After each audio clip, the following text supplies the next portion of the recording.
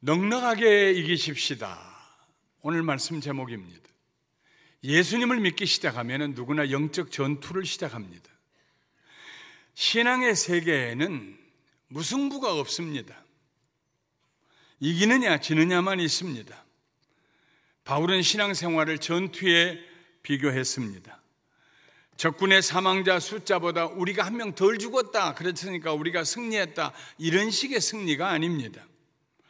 특별히 사탄과의 영적인 전투에서는 완전한 승리를 해야 됩니다. 바울은 이런 승리를 가리켜서 우리가 넉넉히 이기느니라고 표현했습니다. 바울에게는 세 종류의 적들이 있었습니다. 가장 큰 적은 유대인들이었습니다. 유대인들은 바울이 전하는 복음, 곧 예수님이 하나님의 아들이시며 우리를 구원하시고 우리를 위하여서 대신 죽기 위하여 이 세상에 오신 메시아다, 이 복음 때문에 바울을 죽이려고 했습니다. 그들은 예수님을 하나님의 아들로 받아들이지 않았습니다. 율법을 지킴으로 구원을 얻는다고 생각했습니다. 그들은 이 세상에 오셔서 그들의 죄를 대신하여 죽으신 하나님의 아들을 거절했습니다. 그때도 지금도. 두 번째, 바울의 적은 유대인으로서 예수님을 믿는 사람들이었습니다. 유대인으로서 예수님을 믿는 사람들은 예수님도 믿고 율법도 지키기를 원했습니다. 예수님도 믿고 할례도 행해야 된다고 주장했습니다. 예수님도 믿고 유대인들이 지키는 각종 절기를 지키고 제사를 드려야 한다고 주장했습니다. 그들은 바울이 오직 예수님만 믿음으로 구원을 얻을 수 있다고 바울이 가르칠 때에 들고 일어났습니다. 아니다, 율법도 지켜야 한다. 결국 그들은 바울을 향하여서 모함했습니다. 비난했습니다. 바울은 사도가 아니다. 그는 예수님을 만난 적도 없다. 그가 전한 복음도 예수 복음이 아니다. 바울이 복음을 전하고 교회를 세우고 지나간다면 영락없이 거짓 사도들이 뒤따라다니면서 바울이 전한 복음을 흐려놓았습니다. 뿌리째 흔들리게 만들었습니다. 바울에게 있어서는 그들은 적들이었습니다. 세 번째 적은 로마 황제와 로마 시민들이었습니다. 로마의 황제와 시민들은 예수님의 흘리신 보배로운 피의 공로를 믿는 그리스도인들을 핍박했습니다. 없는 말을 지어냈습니다. 기독교인들은 몰래 사람 잡아 피를 가지고 제사 드리는 이상한 사람들이라고 모함을 했습니다. 예수님의 보혈 공로로 죄사함 받는다, 피의 얘기를 하는데 그것을 달리 해석하고 비난하고 모함했습니다. 수많은 그리스도인들이 순교를 당했습니다. 거기에 하나의 더 적이 있었는데 그것은 바울 자신에게서 나온 것입니다. 자신의 연약함, 자기 몸에 있는 가시였습니다. 이렇게 바울은 사방으로 우겨쌈을 당했습니다. 그런데도 바울은 지지 않고 굴복하지 아니하고 오히려 당당하게 승리를 선포합니다. 내가 넉넉히 이기느니라. 우리가 사방으로 우겨쌈을 당하여도 쌓이지 아니하며 답답한 일을 당하여도 낙심하지 아니하며 박해를 받아도 버림받지 아니하며 거꾸러뜨림을 당하여도 망하지 아니하고 우리가 항상 예수의 죽음을 몸에 짊어지면 예수의 생명이 또한 우리 몸에 나타나게 하라. 우리를 우겨싸서 우리를 짓누를 자가 없다. 우리를 낙심시킬 만한 답답한 일이 없다. 우리를 버림받은 내팽개쳐진 그런 존재로 만들 만한 박해가 없다. 우리를 망하게 할 만한 그런 거꾸러뜨림이 없다. 우리는 승리한다. 위대한 승리를 선언했습니다. 고린도후서 6장 8절부터 10절에 우리는 속이는 자 같으나 참되고, 사람들이 바울을, 복음을 전하고 다니는 바울을 유대인으로서 그리스도인이 된 사람들이 비난했습니다. 없는 말을 지어냈습니다. 사기꾼이다. 예수님에게 들은 적도 없고 만난 적도 없으면서 자기 얘기를 하고 다닌다. 물론 바울은 예수님을 만났습니다. 예수님에게 가르침을 받았습니다. 계시를 받았습니다. 사람들이 그를 속이는 자라고 말했어요. 우리는 속이는 자 같으나 사실은 참되다, 진실하다. 무명한 자 같으나 이름 없는 자 같으나 유명한 자요. 죽은 자 같으나 보라 우리가 살아있고, 징계를 받은 자 같으나 죽임을 당하지 아니하고, 근심하는 자 같으나 우리는 항상 기뻐하고, 가난한 자 같으나 오히려 많은 사람들을 부요하게 하고, 아무것도 없는 자 같으나 모든 것을 가진 자로다. 바울은 영적인 싸움에서 절대로 뒤로 물러서지 않았습니다. 언제나 승리를 선언했습니다. 이김을 생각했습니다. 거짓 사도들이 바울의 뒤를 쫓아다니면서 바울에 대하여 험담을 퍼뜨릴 때 1년 반이나 바울이 사랑하며 세운 고린도 교회 성도들이 그들의 말에 넘어가서 바울을 이상한 사람이라고 생각할 때, 고린도 교회 성도들은 바울을 버릴 뿐만 아니라 바울이 전한 복음까지도 버리려고 할 때, 바울은 그가 전한 복음을 하나님께로부터 받은 진실한 복음임을 증거하기 위해서 고린도후서 11장에 그가 그 복음을 전하기 위해서 어떤 고난을 당하였는가 이렇게 생생하게 기록하고 있습니다. 우리 한번 고린도후서 11장 23절부터 28절에 있는 말씀을 함께 읽어보겠습니다. 그들이 그리스도인의 일꾼이냐? 정신없는 말을 하거니와 나는 더욱 그러하도다. 내가 수고를 넘치도록 하고 옥에 갇히기도 더 많이 하고 매도 수없이 맞고 여러 번 죽을 뻔하였으니 유대인들에게서 40에서 하나 감한매를 5번 맞았으며 3번 태장으로 맞고 1번 돌로 맞고 3번 파선하고 1주야를 깊은 바다에서 지냈으며 여러 번 여행하면서 강의 위험과 강도의 위험과 동족의 위험과 이방인의 위험과 시내의 위험과 광야의 위험과 바다의 위험과 거짓 형제 중의 위험을 당하고 또 수고하며 애쓰고 여러 번 자지 못하고 줄이며 목마르고 여러 번 굶고 춥고 헐벗었노라. 이 외에 일은 고사하고 아직도 날마다 내 속에 눌리는 일이 있으니 곧 모든 교회를 위하여 염려하는 것이라. 수없이 매를 맞았습니다. 매 맞다가 죽을 뻔하기도 했습니다. 유대인들에게 40에 하나 감한 매를 5번이나 맞았습니다. 유대인에게 맞은 이 매를 맞을 때에 두 손이 묶여져서 기둥의 뒤로 묶여지고 윗몸이 다 벌거벗겨지고 그리고 소가죽으로 만든 튼튼한 가죽 끝에 납덩어리를 붙여놓은 그 채찍으로 때립니다. 온몸이 쉬어 감기게 39번을 때립니다. 40번을 때리면 사람이 죽을 수 있다고 그래서 한 번은 감해 줍니다. 그렇게 한 번이 아니라 5차례나 맞았습니다.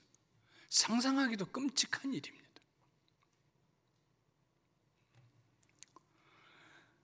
바울은 태장으로 3번이나 맞았습니다. 태장은 한국식으로 표현하면 몽둥이 찜질입니다. 그 외에도 루스드라에서 동족인 유대인들이 바울을 돌로 쳐서 죽은 줄 알고 성 밖으로 집어 던졌습니다. 바다에서 3번이나 타고 가던 배가 파손되었는데 한 번은 24시간 동안을 깊은 바다 위에 떠 있었습니다. 의지할 곳 없이. 상상해 보세요. 얼마나 두려웠겠습니까? 바닷물에 24시간 밤낮 떠 있었는데요. 이 3번의 파선은 훗날에 로마로 재판을 받으러 가는 길에 유라굴라 풍랑을 만나 2주간 동안 바다 위에 떠다녔던 그때의 파선은 포함되지 않는 것입니다. 뿐만 아니라 강의 위험과 강도의 위험과 동족의 위험과 이방인들의 위험과 도시 안에서의 위험과 도시 밖에서의 위험과 바다의 위험과 거짓 형제의 위험과 어디 가도 바울을 기다리는 것은 위험이었습니다. 생명을 위협하는 위험들이었습니다.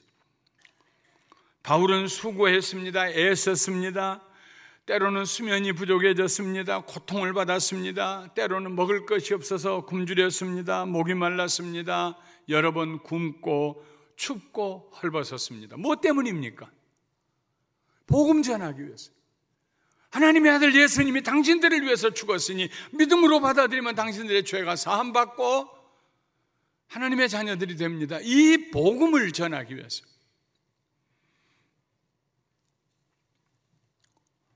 바울은 다메섹으로 가는 길에서 예수님을 만난 이후 30여 년 동안 좀 더 정확히 얘기하면 32년 동안 복음을 전하다가 순교당합니다.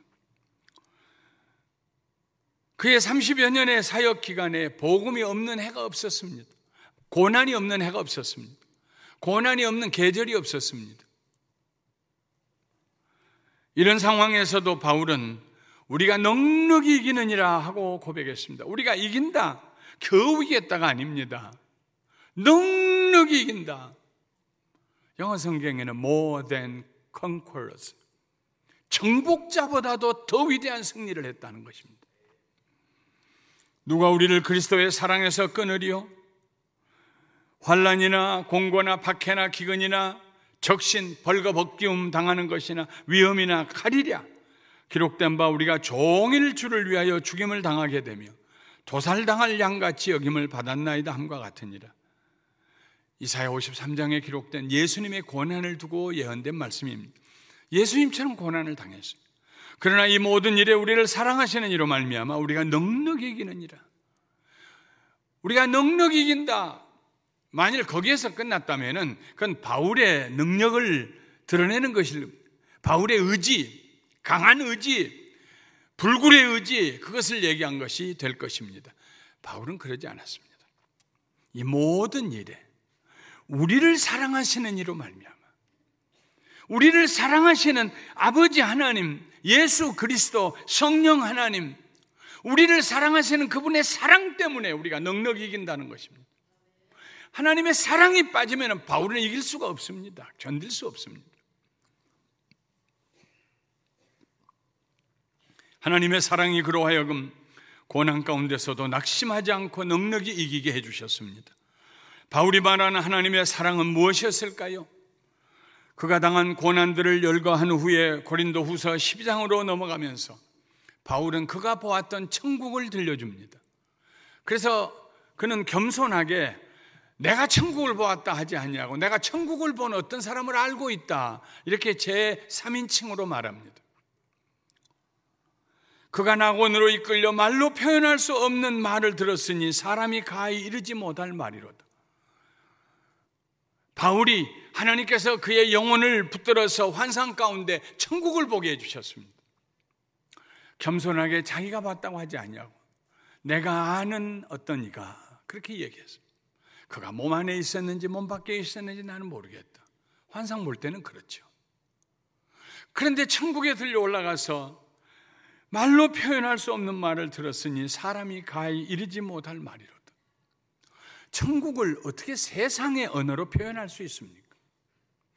천국을 만일 세상의 언어로 표현할 수 있다면 천국은 세상보다 조금 더 나은 곳이 될 것입니다. 제도가 좀 낫고 시설이 좀 낫고 조금 더 오래 살고 이런 게 천국이 아닙니다. 천국은 이 세상의 언어와 예를 가지고는 도저히 묘사할 수 없는, 그래서 요한계시록에 보면 언제나 it likes, it looks like, 이것은 천국은 마치 이것과 같더라, 이것과 같더라. 예수님도 세상에 오셔서 천국을 얘기하실 때 다 비유로 얘기하셨습니다. 세상의 언어로 표현할 수가 없어요. 바울이 그 장면을 봤어요. 그가 그 어려운 고난을 당하면서도 이겨낼 수 있었던 것은, 넉넉히 이길 수 있었던 것은 그가 보았던 천국 때문이요, 그를 구원하시고 용서하시고 자녀 삼으시고 그를 사랑하사 아들의 나라로 그를 인도해 가실 하나님의 그 크신 사랑이 그에게 임하였기 때문에 그는 넉넉히 이겼습니다. 자기 몸의 가시도 이겼습니다.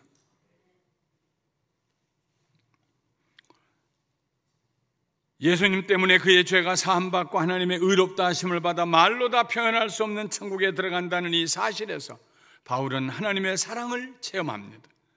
바울은 그를 구원하여 주신 하나님의 사랑 때문에 그가 당하는 모든 고난을 넉넉히 이길 수가 있었습니다. 금년은 1483년에 태어나서 1546년에 세상을 떠난 말틴 루터가 1517년에 종교개혁을 일으킨 지 500주년 되는 해입니다.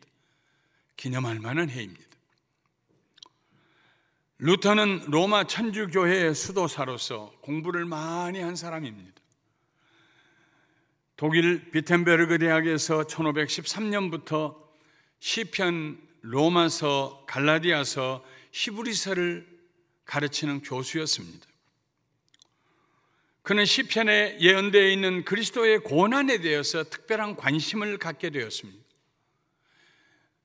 이사야서를 제외하면은요, 예수님의 고난에 예수님 고난 당하실 것이라는 그 고난에 대한 예언이 시편에 다 나와 있습니다. 왜 시편에는 고난 당하는 얘기가 이렇게 많을까? 왜 그리스도가 고난 당한다고 했을까? 왜 하나님의 아들이 고난을 당하셔야 했을까? 그러다가 로마서를 가르치며 로마서 1장 17절 말씀이 그에게 빛을 비추어 주었습니다.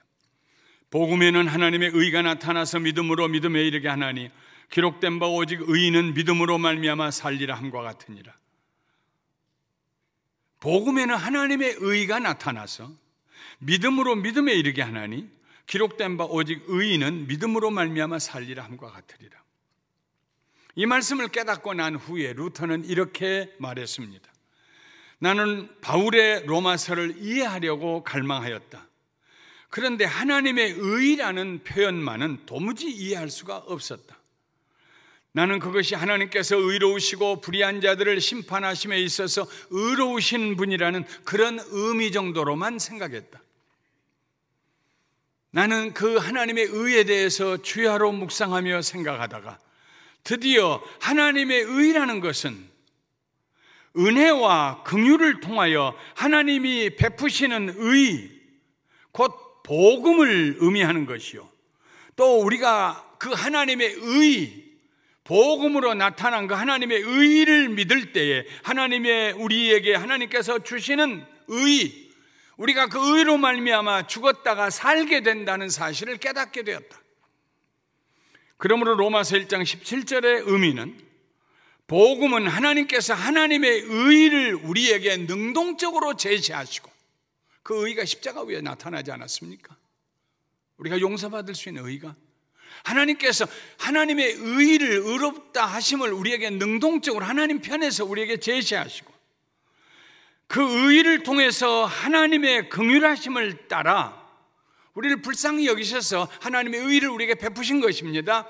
그 하나님의 긍휼하심을 따라 신앙이라고 하는 방법으로, 믿음이라고 하는 방법으로 우리가 의롭게 된다는 뜻이다. 하나님께서 십자가 위에 그 아들을 내놓으셨어요. 하나님이 우리에게 방법을 제시하셨어요. 우리가 의롭게 될 수 있는. 의롭지 아니하면 불의한 자는 하나님께 갈 수가 없어요. 천국에 들어갈 수가 없어요. 근데 하나님께서 우리가 의롭게 될 수 있는 하나님의 의의 길을 제시해 주셨어요. 십자가 위에 그의 아들을 죽으심으로 하나님께서 우리의 마음을 감동시켜 주시고 깨닫게 해주셨어요. 그래서 누구든지 예수님은 나 위에 죽으셨다, 나 위에 죽으신 하나님의 아들이다, 이 사실을 믿기만 하면 즉시로 하나님께서 그 사람을 의롭게 여겨주신다는 것입니다. 그걸 깨달았어요, 루터가.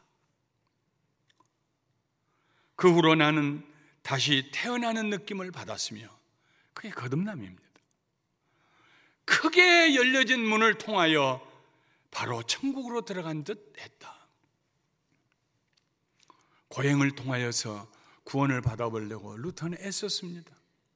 성지를 가면 무릎으로 계단을 기어 올라가면서, 그러나 그의 마음에 평안이 없었어요.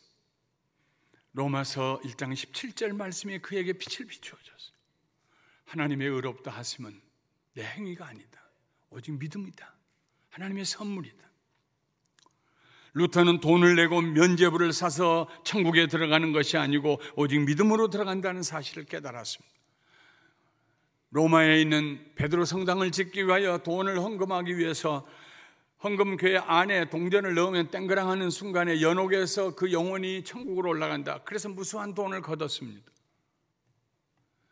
루터는 거기에 손을 들고 아니요,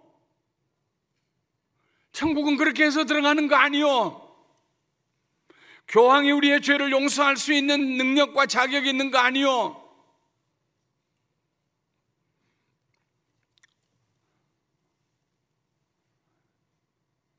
루터는 이 사실을 편지로 써서 교회의 지도자들에게 보냈습니다. 추기경들에게 보냈습니다. 그런데 아무도 대답이 없어요. 우리가 하나님 말씀을 잘못 해석하고 있습니다. 아무도 대답이 없어요. 교회는 부패했습니다.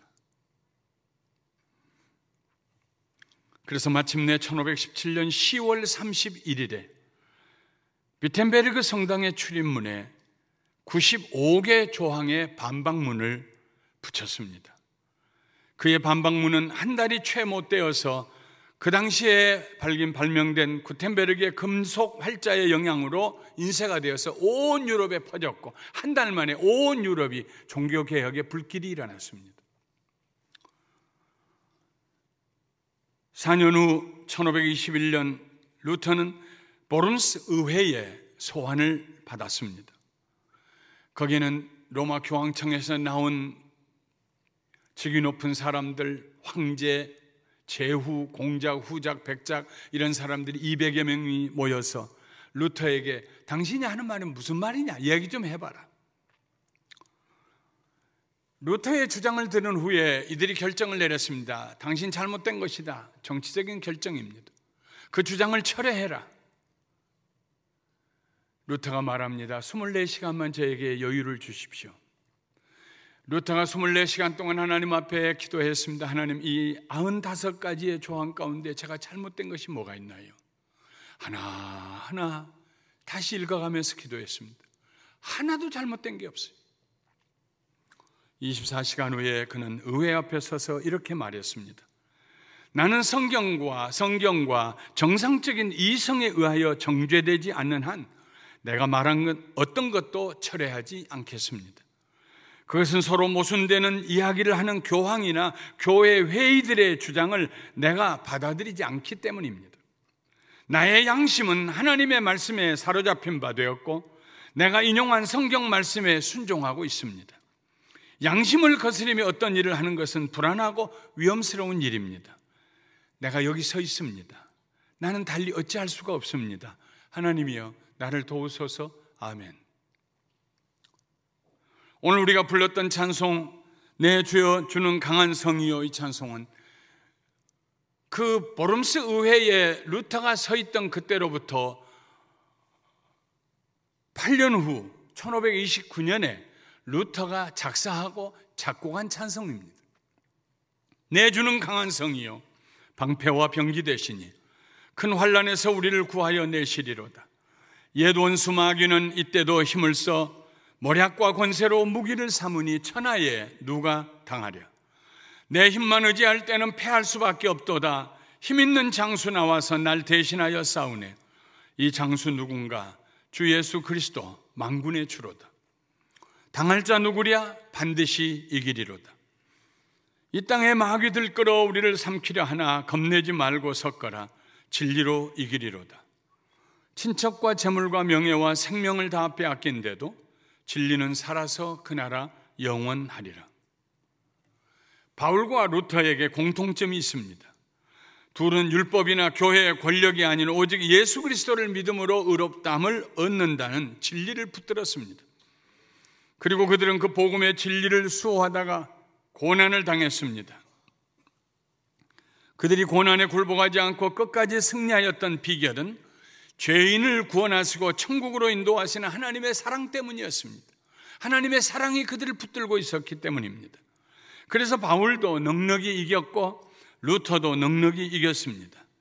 바울과 루터뿐만이 아닙니다. 앞서간 모든 그리스도인들이 우리를 구원하시는 하나님의 사랑을 힘입어 믿음의 싸움에서 넉넉히 이겼습니다.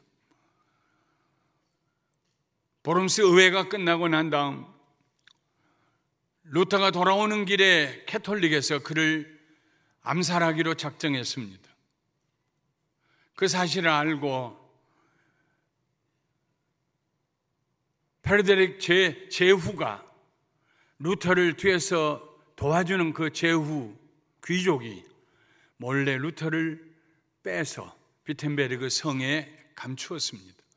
그래서 그 성에서 10개월 동안 숨어 있으면서 독일어로 성경을 번역했습니다. 그때로부터 처음으로 독일 국민들이 자국의 언어로 성경을 읽을 수가 있었습니다. 프레데릭 제후가 아니었으면 루터가 어떤 일을 당했을지 모릅니다. 하나님이 그를 프레데릭의 손을 빌려서 구원해 주셨습니다. 신앙은 전투입니다. 날마다 싸워서 이겨야 합니다. 이기되 넉넉히 이겨야 합니다. 그때 바울을 좌절시키려고 했던 사탄이 지금도 우리를 넘어뜨리려고 찾아옵니다. 그때 루터를 불에 태워 죽이겠다고 위협했던 사탄이 지금도 우리를 위협하고 있습니다. 때로는 다른 방법을 사용합니다. 달콤하게 우리를 유혹해서 우리를 넘어뜨리게 하려고 합니다. 사랑하는 성도 여러분, 영적인 전사들이 되시기를 주님의 이름으로 축원합니다. 내가 다 이룬다고 할지라도 내가 예수 잃지 않겠다. 내가 넉넉히 이기리라. 겨우겨우 이기는 그런 신앙생활하지 아니하리라. 하나님 저를 도와주소서. 하나님의 사랑 안에서 이기게 하소서. 사탄이 제일 싫어하는 것은 예수 그리스도의 십자가입니다. 그 십자가를 통하여 우리에게 부어주신 하나님의 사랑입니다. 십자가가 없인 하나님의 사랑이 우리에게 부어질 길이 없어요. 십자가는 하나님의 사랑이 부어지는 통로예요. 사탄이 그거 싫어해요. 윤리적인 종교로 기독교가 끝난다면 사탄이 별로 그렇게 신경 안 쓸 것입니다. 왜냐하면 윤리는 사람이 자기 힘으로 다 지킬 수 없는 것이기 때문입니다. 기독교는 거듭남이지 윤리를 지키는 것이 최종 목적은 아닙니다. 거듭나지 아니하고는 윤리적인 인물이 될 수도 없습니다. 기껏 해봐야 위선적인 사람이 되죠.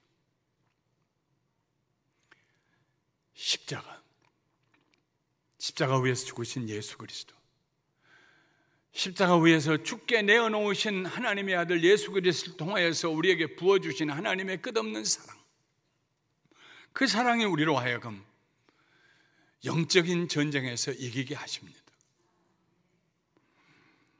그러므로 우리는 예수 그리스도 안에 있는 하나님의 사랑을 굳게 붙들어야 합니다. 우리의 죄를 용서하시고 우리를 의롭다고 선포하신 하나님의 사랑을 의심하지 말고 절대 믿어야 합니다. 하나님은 나를 사랑하신다. 나는 하나님의 사랑 안에 있을 것이다. 하나님의 사랑이 우리를 이기게 하십니다. 하나님의 사랑이 우리로 하여금 끝까지 인내하게 하십니다. 하나님의 사랑이 우리로 하여금 유혹을 거절하고 거룩하게 살게 하십니다. 내준 강한 성입니다. 그 성은 우리를 보호하시는 사랑의 성입니다. 사랑하는 성도 여러분, 하나님의 사랑의 성 안에 거하시기를 주님의 이름으로 축원합니다. 하나님의 사랑의 성 안에 보호하심을 받으시기를 주님의 이름으로 축원합니다. 하나님의 사랑에 힘이 있어요. 능력이 있어요. 권세가 있습니다. 하나님의 사랑이 우리로 하여금 죄를 이기게 하십니다. 하나님의 사랑이 우리로 하여금 우리 자신을 부인할 수 있게 하십니다. 사랑하는 성도 여러분, 어떤 일을 당하든지 하나님의 사랑 안에서, 그리스도 안에 있는 하나님의 사랑으로 인하여서 넉넉히 이기고 승리하게 되시기를 주님의 이름으로 축원합니다. 축원합니다. 축원합니다.